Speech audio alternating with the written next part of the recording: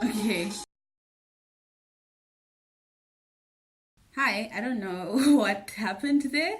Mm, mm, mm.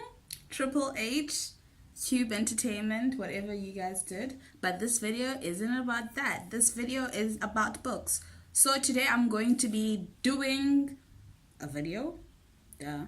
I'm not saying that to you, viewer, but to me because I like legit set up this video thing. And this video is going to be about the best and the worst books that I have read this year. I'm not going to include every single book that I've read this year. It's just going to be about the ones that I considered best and the ones that I considered worst. And it's so weird using that descriptor because I'm trying to be kind because writing a book is fucking hard.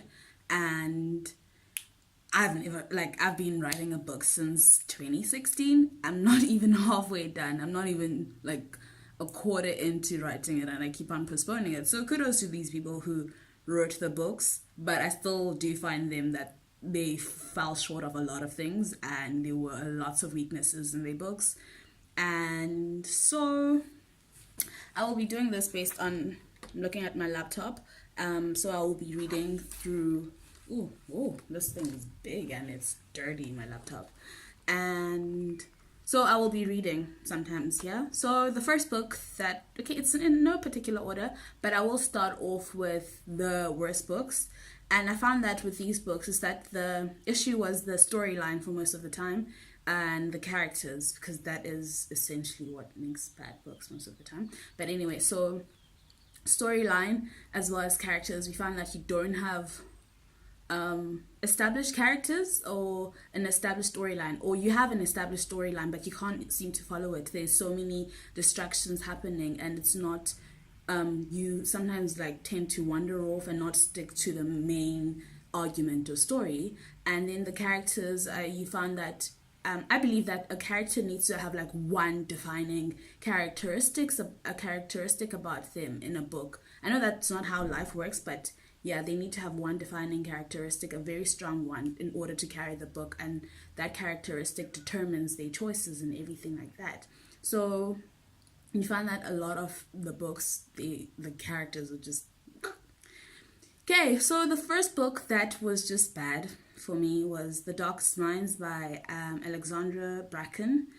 The movie came out, but the book, I trudged through this book. I was reading it at home because it was still the vacation, and I was like, why am I doing this to myself? It is so bad.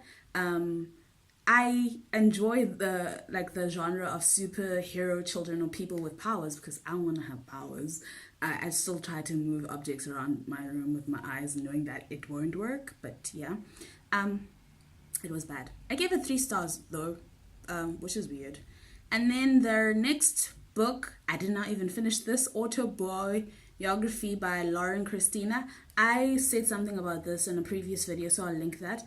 But yeah, I also learned this year that it's not enough to be enticed by books with representation, because people can represent you and the book can still be bad, which is basically what people are fighting for, some people. Yeah.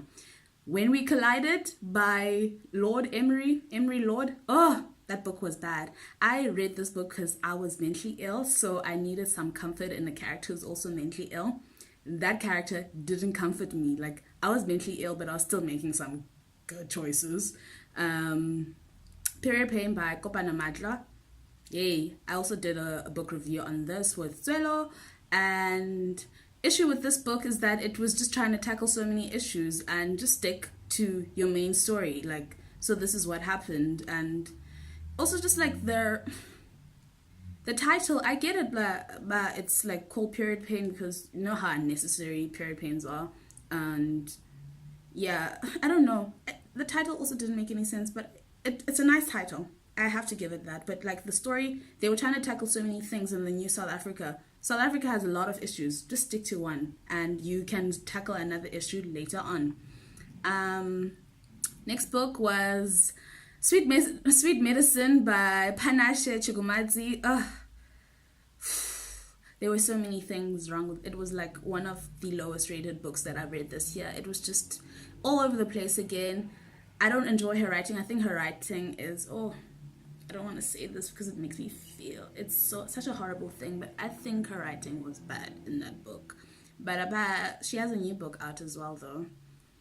But if I did not enjoy one person's book, it's very rare that I will read another book of theirs. So yeah, I'm just waiting for this thing to load, but we'll have a jump cut somewhere. 1 hour later.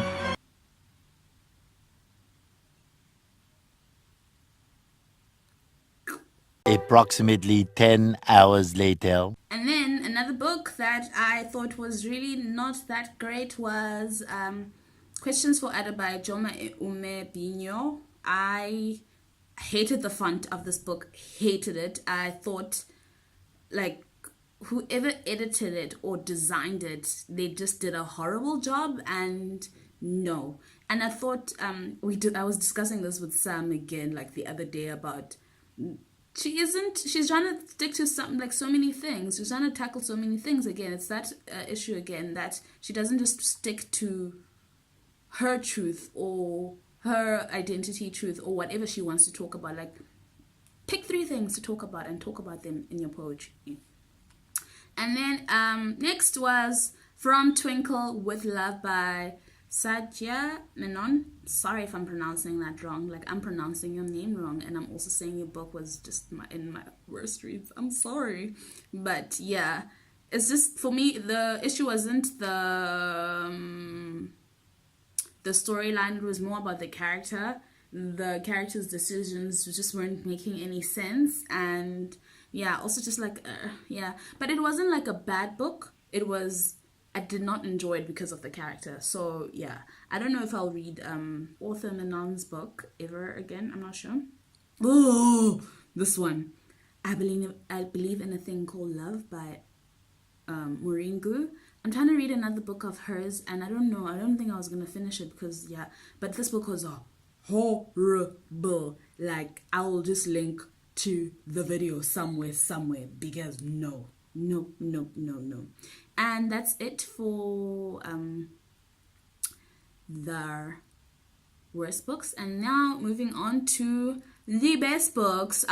We'll start off with Everything I Never Told You by Celeste Ng. Oh my word, I think about that book every single day. I was listening to the audio book the other day, and it's just like, it will stick for me, like with me for the rest of my life. It was such a beautiful book. It is one of the best books I've ever read in my life. I haven't been on this earth for long, but I'm also tired of being on this earth. But so amazing, the way each and every single character was like carefully thought and how complex they were. It was just so amazing to experience. Thank you, Celeste. Thank you. Oh my word. Like, I want Barry Jenkins to direct that movie. Like, I want an adaptation of Everything I Never Told You by Barry Jenkins, and obviously Celeste Ng will oversee everything, because wow, perfect book. Perfect. Recommended. I don't even care if you don't like it, because it's the best book. If you don't like it, you probably don't have taste. I'm saying this. I'm joking. You probably don't have taste though. And then Emergency Contact, which I did a book review on last week. It's very weird sometimes editing this, like saying something, because I don't know when I'll edit something, a video. It's Emergency Contact is by Mary H.K. Choi. I loved this book so much. I just love the whole concept of having an emergency contact. Thought the characters were gems. I love them together. I love them alone. Like, I will love them. That's what I'm going to do. And then the next book was The Thing About Jellyfish by Benjamin Ali. Ali Benjamin. I love this book. All the books that I'm gonna keep on using the love word. I thought this book was just, it tackled grief in such a beautiful and complex manner, and I wanted to hug the main character, like give her, just like if she would have me, obviously, a hug, and like, and hold her and tell her like, no, it's not your fault, and like something like your best friend died, and it's also just like, you just need to learn to communicate. And yeah, I wrote something about the book which I'll link on below. I wrote it on my WordPress. And then Giovanni's Room by James Baldwin. It was so good. It was so good. Like, I need an adaptation. Barry, you're already doing Beale Street. You might as well do Giovanni's Room. I'm sure the Baldwin Institution or something loves you. And then The Song of Achilles by Madeline Miller. A heart. It beats my heart. Yeah, it beats for that book. And The January Children by Safia Elhilo. Safia is just... She sits with her work. She thinks about her work. She's honest about her work. She loves her work. She's just amazing. Wow. I think she's one of the best poets on earth. And then another book that I really enjoyed, which I didn't give like big whatever stars rating, is They Both Die at the End by Adam Silvera. I really love the concept of this book. Basically it's you get cold or something, like you know when your day is coming to die. And so yeah, and there's basically you can match with someone, and yeah, so these two boys spend a day together and they know that they're gonna die. Like there's no escaping the death in the book. And I hated that. I thought that, oh, I don't know, people are probably not speaking the truth. I'm sure they're gonna escape and just be like cute together and everything. Nope, they died. And then the next book was We're Going to Need More Wine by Gabriel Union. Oh, perfecto. I love this memoir. I want to read more memoirs after that.